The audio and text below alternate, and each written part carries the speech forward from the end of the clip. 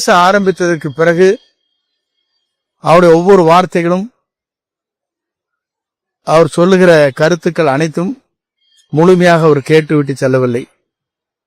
ஆனால் எதிர்க்கட்சி தலைவர் பேசும் வரையில் எல்லோருமே அதற்காக குறுக்கீடுகள், ஒரே ஒருவரை தவிர குறுக்கீடுகள் இல்லை. அதைத்தான் அவர் சொன்னார். நான் பேசி முடித்ததற்கு பிறகு எது வேண்டுமானாலும் கேட்கலாம் என்று சொன்னார். ஆகவே அவரை பொறுத்தவரை தெளிவாக இருக்கிறார். அவருடைய சிந்தனையே வேறு. அவருடைய தொலைநோக்கு சிந்தனை என்பது ஒரு நேர்மையான ஆட்சியை தமிழகத்திலே தர வேண்டும், அதற்கு எல்லோரும் ஒத்துழைப்பு தர வேண்டும் என்பதுதான் அவருடைய நோக்கமே தவிர வேறொன்றும் இல்லை. வெளியே சென்றுவிட்டு பல்வேறு கருத்துக்களை சொல்வதற்கு உள்ளே இருந்த அந்த கருத்துக்களை சொல்லியிருந்தால் அதற்கான பதிலை அவர் அளித்திருப்பார். வேற என்ன?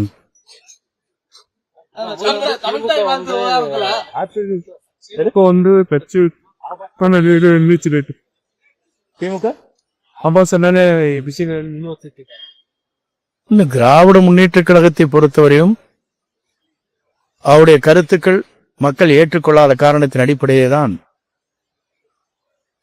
அதனுடைய தலைவரே இன்றைக்கு மக்களால் நிராகரிக்கப்பட்டிருக்கிறார் என்பதுதான் இன்றைய நிலை. ஆகவே திராவிட முன்னேற்ற கழகம் இப்போது எதிர்க்கட்சி வரிசையிலே இருக்கிறது. ஆய்ந்த கருத்துக்களை சொல்லி அவங்க இயக்கத்தையும் நாட்டின் வளர்ச்சிக்கும் அவர்கள் உதவினால் பெரும் பேராக இருக்கும்.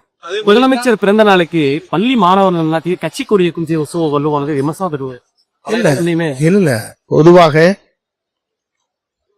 குழந்தைகளிலிருந்து கல்லூரியிலே படிக்கின்ற அத்தனை பேருமே இந்த இயக்கத்திற்காக தங்களே அர்ப்பணித்தவர்கள். அதுல மாற்று கருத்து இல்லை. உங்க வீட்டுல குழந்தைய உங்களுக்கு கம்பல் பண்ணியிருக்கு, ஓட்டு போடுங்க அப்பா அம்மான்னு கேட்டிருக்கு. இது அப்படிப்பட்ட உணர்வு முதலில் தமிழ்நாட்டிலே உருவாகியது. டிவிக்கு என்ற இயக்கத்திற்கு வாக்களிக்க வேண்டும் என்றும் விசில் சின்னத்தை உலகத்திற்கே பறைசாற்றுவதற்கு இந்த குழந்தைகளெல்லாம் தங்கள் பணிகளை ஆற்றியிருக்கிறார் என்பது யாராலும் மறுக்க முடியாத ஒன்று. அதேபோல படித்தவர்கள், பெண்கள், ஒரு மாற்றம் தமிழ்நாட்டிலே வேண்டும் என்பதுதான் எல்லோருடைய ஆசை. அந்த கனவு நிறைவேற்றப்பட்டிருக்கிறது. மேலை நாடுகளில் இருக்கிற தமிழர்கள் அத்தனை பேரும் பல பேர் இன்றைக்கு 4 லட்சத்துக்கு மேற்பட்டவர்கள் 1,75,000 80,000 என்று செலவு செய்துவிட்டு ஒரு ஓட்டை அளிப்பதற்காக இங்கே வந்திருக்கிறார் சொன்னால் தமிழ்நாட்டில் உடைய தலைமையில் ஒரு மாற்றங்கள் தேவை என்பதுதான் தமிழ்நாட்டில் இருக்கிற உணர்வு படைத்த அத்தனை பேருக்கு இருக்கிறது. பள்ளி மாணவர்கள் கையில கட்சி கொடியை கொடுத்தது இல்ல கட்சி கொடுத்து அவர் ஏந்தி வருவதற்கு நாங்கள் பொறுப்பல்ல. தமிழ் தாய் வாழ்த்து விவகாரத்துல ஆளுநருக்கு தனி கோட்டாக்கள், பிசிஎஸ் தலைவருக்கு தனி கோட்டாக்கள் அவை முன்னோரான நீங்க தானே கௌரவம் இல்ல. பொதுவாக குடியரசுத் தலைவரும் ஒன்றுதான், ஆளுநரும் ஒன்றுதான். நீங்கள் புரிந்து கொள்ள வேண்டும். இன்று நாட்டை ஆள்வதற்கு ஒரு குடிமகன் என்று சொன்னால் முதல் குடிமகன் நம்முடைய ஆளுநர், அங்கே இருக்கிற குடியரசுத் தலைவர். ஆள் என்பது ஒரு நாட்டில் இருக்கிற பல்வேறு செய்திகளை மத்தியிலும் மாநிலம் இருக்கின்ற உறவுகளை உருவாக்குவது ஆளுடைய பணி. இதைத்தான் சொல்லுகிற போது அவரெல்லாம் கிண்டல் பண்ணார், ஞாபகம் இருக்கு நினைக்கிறேன். எப்படி நாட்டுக்கு ஆளுநர் தேவையில்லையோ, ஆற்றுக்கு வால் எப்படி தேவையில்லையோ, அதே போல நாட்டுக்கு கவர்னர் தேவையில்லைன்னா கிண்டல் பண்ணாங்க. நாங்க அது மாதிரி பண்றதில்லை. எங்களை பொறுத்தவரை தெளிவாக சொல்லி இருக்கிறோம். அவருடைய தலைவர் கூட சொல்லுகிற போது கலைஞருடைய பட திறப்புலாவிற்காக குடியரசுத் தலைவர் இங்கே வருகை தந்த போது எப்படி நடைபெற்றது என்பதை தெளிவாக சொன்னார். 2 முறை இங்கே தேசிய கீதம் அங்கே ஒழிக்கப்பட்டது என்பதெல்லாம் சொன்னார். அது தவறில்லை. நம்முடைய லட்சியம் என்ன என்று சொன்னால் தமிழ் தாய் வாழ்த்து நாம் தமிழ் உணர்வை வெளிப்படுத்துகின்ற வகையில் அது எந்த இடத்தில் இருந்தாலும் அதை நாம் கொண்டு வர வேண்டும். முதலிலே தமிழ் தாய் வாழ்த்துதான் என்பது எங்களுடைய லட்சிய பயணமாக, நம்முடைய தலைவருடைய லட்சிய பயணமாக இருக்கிறார். ஆனால் அதை பொறுத்தவரையிலும் தெளிவாக ஆளுநர் செய்துவிட்டு அதற்கு பிறகு தேசிய கீதம் முடிந்ததற்கு பிறகு தேசிய கீதத்தை போட்டிருக்க, அதில் எந்த தவறும் இல்லை. தமிழகத்தில் தாக்க போது சொல்றாங்க. கண்ணி குறைந்து பேரிடத்துறை அமைச்சரா இல்ல பேரிடரா முன்னதை இல்ல. மத்திய அரசுக்கு ஏதோ கோரிக்கை இல்ல, பொதுவாக தென்மேற்கு பருவமழை என்பது இன்று குறைவாகத்தான் இருக்கிறது, நமக்கு தேவையான அளவு இல்லை. வடமேற்கு பருவமழை வருகிற போதுதான் நிலைகள் எப்படி மாறப்போகிறது என்பதை நம்மால் உணர முடியும். இது போன்ற வறட்சிகள் வந்து இருக்கிறது பல நேரங்களில் உங்களுக்கு தெரியும். வறட்சிக்கே அம்மா அவர் நிவாரணப் பணிகளை ஆற்றியதும் உங்களுக்கு தெரியும். 21 ஆண்டுகளில் நீங்கள் பார்க்கின்ற போது மேட்டூர் அணையை பொறுத்தவரையிலும் 7 முறைதான் இந்த குறிப்பிட்ட ஜூன் 12ஆம் தேதி தண்ணீர் திறக்கப்பட்டிருக்கு. மற்ற காலங்களில் 8வது மாதம் 9வது மாதம் எல்லாம் திறக்கப்பட்டிருக்கிறது என்பது வரலாறு இருக்கிறது. மேகதாது பத்தி எதுவுமே பேசவே இல்லை. என்ன பேசா இருந்தால் அதுக்கு பொருளை புரிந்து கொள்ள முடியும் உங்களால்.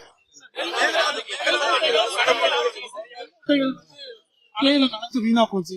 இல்ல இல்ல இல்ல இல்ல இல்ல போன முறை இருந்தது வேறு, இந்த முறை உடனடியாக இதற்கான நடவடிக்கை உணவுத்துறை அமைச்சர் அவர்கள் அன்றே எடுத்தார். அப்ப இல்ல இல்ல இல்ல இல்ல இல்ல இல்ல ஒரே நிமிஷம், 20 மூட்டைகள் தான் நனைந்து விட்டது என்பதும் 200 மூட்டைகள் நனைந்ததாக சொன்னார்கள். 20 மூட்டை தான் நனைந்து இருக்கிறது. அதற்கான பணிகளை தார்பாயின்னு சொல்வாரு, அதற்கு பக்குவப்படுத்துவதற்கு எப்படி நடவடிக்கை எடுக்க வேணாம், வருகின்ற நெல்லை எப்படி நாம் சேகரித்து மழையில் சிக்காமல் பார்த்துக் கொள்ளலாம் என்பதற்கெல்லாம் நடவடிக்கை எடுக்கப்பட்டு வருகிறது. நாங்கள் பொறுப்பேற்று 45 நாட்கள் தான் ஆகிறது. அதற்கான என்னென்ன பணிகளை எப்படி ஆற்ற வேண்டும் என்பதை ஒவ்வொரு துறை அமைச்சரும் அதை செய்து வருகிறார்கள். ஆகவே எல்லோருடைய பாராட்டிலும் பெறுகிற போது எங்களுக்கும் அவர் சொன்னார் நேற்றையினும் கால அவகாசம் தேவை என்பதுதான். மேகதாது அணை விவகாரத்தை பொறுத்த வரைக்கும் புதிய ஆணையம் வேண்டாம் அப்படின்னு வந்து பாஜக பாமகவும் அதிமுக பொதுவாக தீர்ப்பு வந்து இல்ல, பொதுவாகவே அதற்கான செறிவான விளக்கத்தை அவர் சொல்லி இருக்கிறார். 2 விளக்கம். அதிலே குடிநீர் பெறுவதற்காக அங்க இருக்கிற மேகதா அணையிலே அணையை கட்ட போகிறோம் பெங்களூருக்காக என்று சொன்னார். இது வேறு விஷயம். நம்முடைய விவசாயத்திற்காக பயன்படுத்துகிற ஏறத்தாழ 19 மாவட்டத்திலே குடிநீர் பிரச்சனை தீர்வதற்காக வருகின்ற குடிநீருக்காக நாம் நடுவர் மன்ற தீர்ப்பை இன்னும் 33வது ஆண்டு வரையிலும் இருக்கிறது. ஆகவே அதற்கும் இதற்கும் இன்றைய நிலையில் தெளிவான விளக்கத்தை நம்முடைய பொதுப்பணித்துறை அமைச்சர்கள் விளக்கியிருக்கிறார். உதவி செய்யுங்க அப்படின்னு அனுமதிங்க சொல்லி பாஜக கேட்டாங்க. நயினார் நாகேந்திர ஒரு காமெடி பேசுகின்றவர், அவருக்கெல்லாம் பதில் சொல்ல இயலாது. அவர் வேண்டுமென்றே எங்களை தாக்குகிறாரே தவிர தாக்க வேண்டியது யாரை?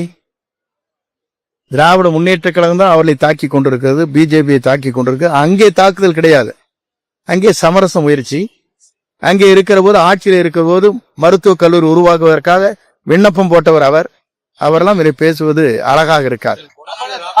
எந்த உதவி கேட்கல, என்றைக்கும் கேட்டது கிடையாது. நாங்கள் ஆட்சி அமைவதற்கு நீங்கள் உதவி செய்யுங்க என்று என்றைக்குமே அவர் கேட்டது கிடையாது. ஆட்சி அமைந்ததற்கு பிறகு எல்லோரையும் பார்க்க வேண்டும். அங்கே இருக்கிற குடியரசுத் தலைவர், துணைத் தலைவர், பாரத பிரதமர், உள்துறை அமைச்சர், நிதி அமைச்சர் எல்லாம் காண்பது இயற்கையான ஒன்று.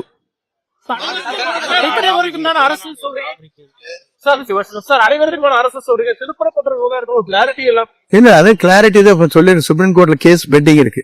அதுக்கப்புறம் சொல்லுங்க. கொடநாடு 8 வருஷம் குற்றவாளியை கைது செய்திருக்காரு. போன வருஷம்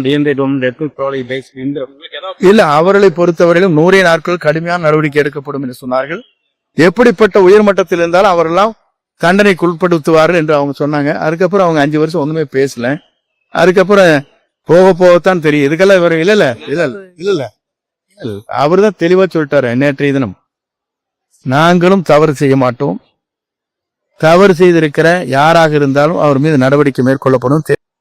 பேச ஆரம்பித்ததற்கு பிறகு அவருடைய ஒவ்வொரு வார்த்தைகளும், அவர் சொல்லுகிற கருத்துக்கள் அனைத்தும் முழுமையாக அவர் கேட்டுவிட்டு செல்லவில்லை. ஆனால் எதிர்க்கட்சி தலைவர் பேசும் வரையில் எல்லோருமே அதற்காக குறுக்கீடுகள், ஒரே ஒருவரை தவிர குறுக்கீடுகள் இல்லை. அதைத்தான் அவர் சொன்னார். நான் பேசி முடித்ததற்கு பிறகு எது வேண்டுமானாலும் கேட்கலாம் என்று சொன்னார். ஆகவே அவரை பொறுத்தவரை தெளிவாக இருக்கிறார். அவருடைய சிந்தனையே வேறு. அவருடைய தொலைநோக்கு சிந்தனை என்பது ஒரு நேர்மையான ஆட்சியை தமிழகத்திலே தர வேண்டும், அதற்கு எல்லோரும் ஒத்துழைப்பு தர வேண்டும் என்பதுதான் அவருடைய நோக்கமே தவிர வேறொன்றும் இல்லை. வெளியே சென்றுவிட்டு பல்வேறு கருத்துக்களை சொல்வதற்கு உள்ளே இருந்த அந்த கருத்துக்களை சொல்லியிருந்தா அதற்கான பதிலை அவர் அளித்திருப்பார். வேற என்ன?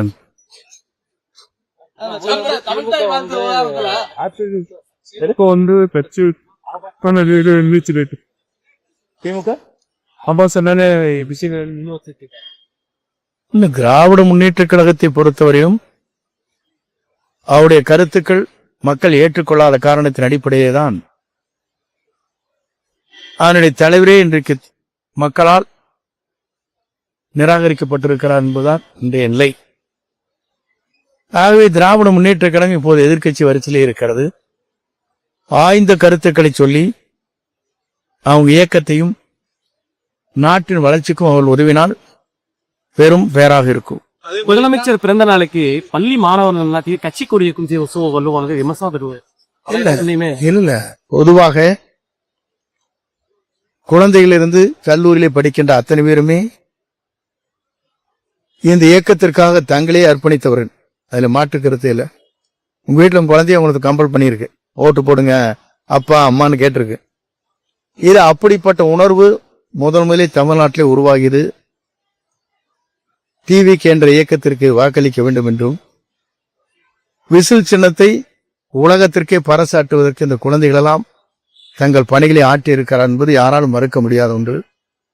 அதேபோல படித்தவர்கள், பெண்கள், ஒரு மாற்றம் தமிழ்நாட்டிலே வேண்டும் என்பதுதான் எல்லோருடைய ஆசை. அந்த கனவு நிறைவேற்றப்பட்டிருக்கிறது.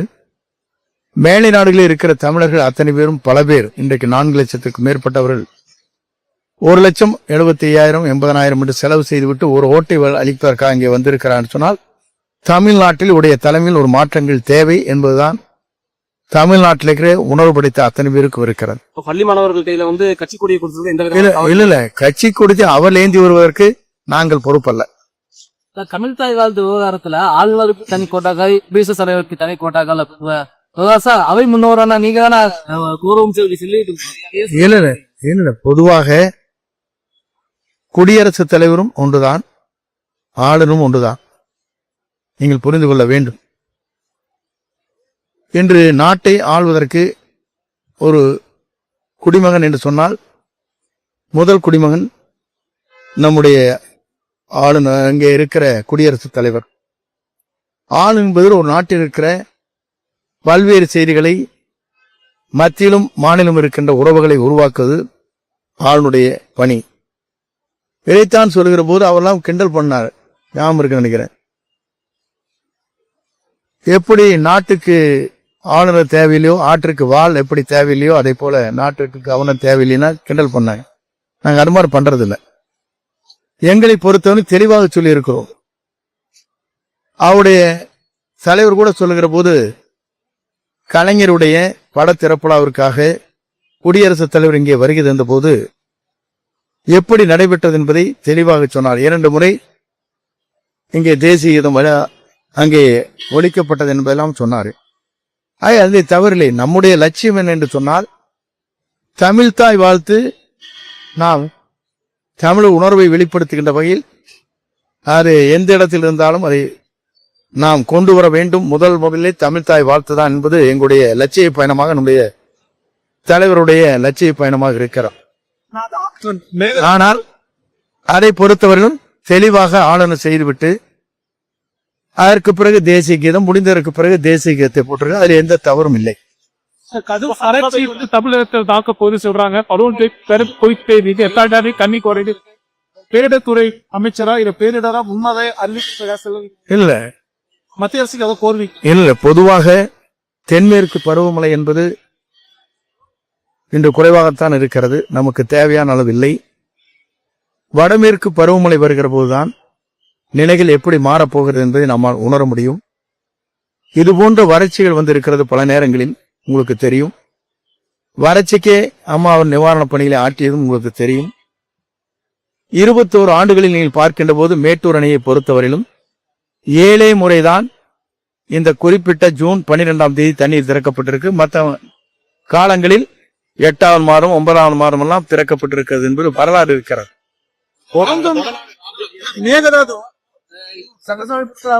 பேசவே இல்லை.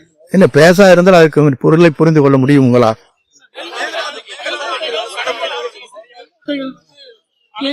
வீணா போச்சு. இல்ல இல்ல இல்ல இல்ல இல்ல போன முறை இருந்தது வேறு, இந்த முறை உடனடியாக இதற்கான நடவடிக்கை உணவுத்துறை அமைச்சர் அவர்கள் அன்றே எடுத்தார். அப்ப இல்ல இல்ல இல்ல இல்ல இல்ல இல்ல ஒரே நிமிஷம், 20 மூட்டைகள் தான் அது நனைந்து விட்டது என்பதும் 200 மூட்டைகள் நனைந்ததாக சொன்னார்கள். 20 மூட்டை தான் நனைந்து இருக்கிறது. அதற்கான பணிகளை தார்பாயின்னு சொல்வாரு, அதற்கு பக்குவப்படுத்துவதற்கு எப்படி நடவடிக்கை எடுக்க வேணாம், வருகின்ற நெல்லை எப்படி நாம் சேகரித்து மழையில் சிக்காமல் பார்த்துக் கொள்ளலாம் என்பதற்கெல்லாம் நடவடிக்கை எடுக்கப்பட்டு வருகிறது. நாங்கள் பொறுப்பேற்று 45 நாட்கள் தான் ஆகிறது. அதற்கான என்னென்ன பணிகளை எப்படி ஆற்ற வேண்டும் என்பதை ஒவ்வொரு துறை அமைச்சரும் அதை செய்து வருகிறார்கள். ஆகவே எல்லோருடைய பாராட்டிலும் பெறுகிற போது எங்களுக்கும் அவர் சொன்னார் நேற்றினும் கால அவகாசம் தேவை என்பதுதான். மேகதாது அணை விவகாரத்தை பொறுத்த வரைக்கும் புதிய ஆணையம் வேண்டாம் அப்படின்னு வந்து பாஜக பாமகவும் அதிமுக பொதுவாக தீர்ப்பு வந்து இல்ல பொதுவாகவே அதற்கான செறிவான விளக்கத்தை அவர் சொல்லி இருக்கிறார். 2 விளக்கம் அதிலே குடிநீர் பெறுவதற்காக அங்க இருக்கிற மேகதா அணையை கட்ட போகிறோம்.